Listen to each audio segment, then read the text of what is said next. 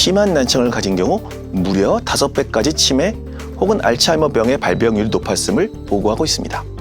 이어폰이나 헤드폰을 사용할 때는 볼륨의 60% 미만, 한 번 사용할 때 60분 미만으로 듣는 게 좋습니다.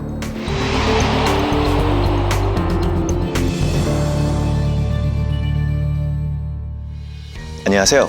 서울아산병원 이비인후과 교수 안주호입니다. 난청이라고 하면 대부분 노인성 난청을 생각하실 텐데요.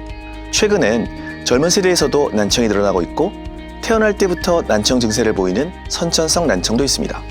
오늘은 다양한 난청의 원인부터 증상과 치료, 예방법까지 폭넓게 알아보는 시간을 갖겠습니다. 우선 우리가 일상에서 듣는 소리의 크기를 알아야겠죠. 예를 들어 조용한 방에서 편하게 이야기를 나눌 때의 소리 크기는 60dB 정도이고 헤어드라이기로 머리를 말릴 때 들리는 소리 크기는 대략 80dB 정도입니다.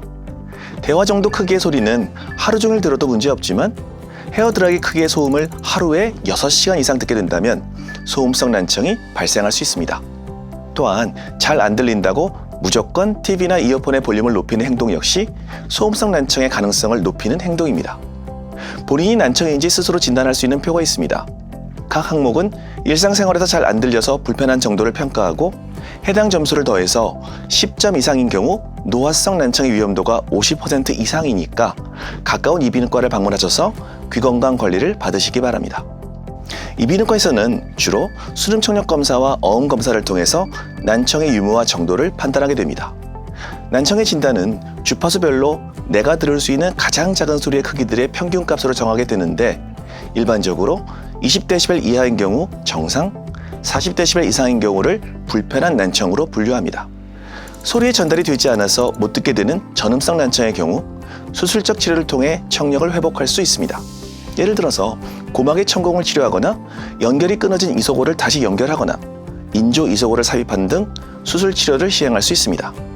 혈액순환이 안 되거나 바이러스 질환으로 인해 급격하게 못 듣게 되는 돌발성 난청의 경우에는 치료를 빨리 할수록 좋은데 일반적으로 적어도 2주 이내에는 치료받으실 것을 권유드립니다.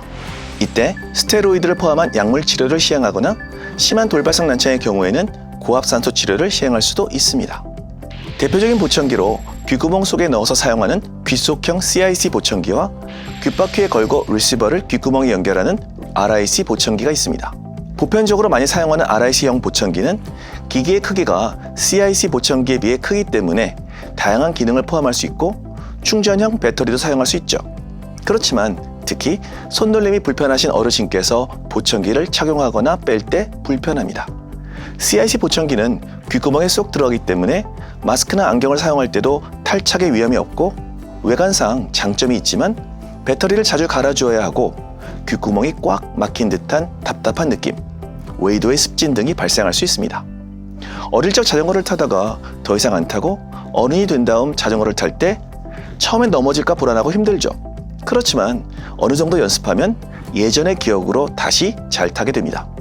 마찬가지로 오랜 기간 동안 못 들어서 듣는 뇌의 기능이 저하된 경우 보청기를 통해 적절한 청각 재활이 이루어진다면 청각 노화를 예방하고 드물지 않게 청력이 예전보다 좋아지는 경우도 있습니다.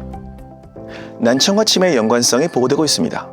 65세 이상 연령층에서 난청으로 진단받고 보청기를 권유받은 환자들 중 보청기를 사용하지 않은 분들을 장시간 추적 관찰했을 때 정상 청력을 가진 분들에 비해서 가벼운 난청을 가진 경우 약 2배, 중등도 이상의 난청을 가진 경우 약 3배, 그리고 심한 난청을 가진 경우 무려 5배까지 치매 혹은 알츠하이머병의 발병률이 높았음을 보고하고 있습니다.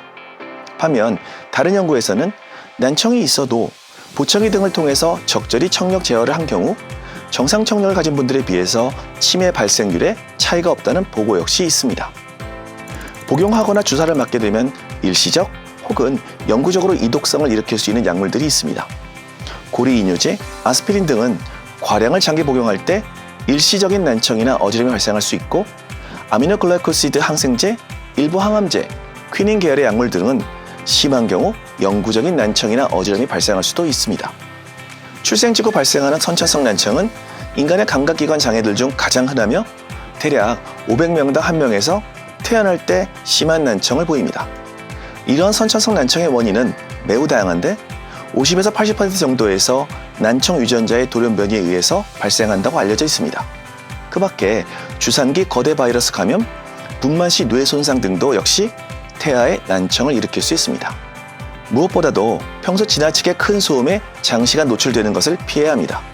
집 근처에 공사장이 있다면 근처를 지나갈 때는 귀마개를 하는 것이 좋고, 친구들과 노래방이나 클럽을 놀러 갈 때도 매 시간마다 10분 이상 귀를 쉬게 하는 것이 좋습니다. 요즘 이어폰을 많이 착용하시는데요. 음악이나 인강을 들을 때는 반드시 소음 감소형 노이즈 캔슬링 제품을 사용하시고, 60-60 법칙이라고 해서 이어폰이나 헤드폰을 사용할 때는 볼륨의 60% 미만, 한 번 사용할 때 60분 미만으로 듣는 게 좋습니다.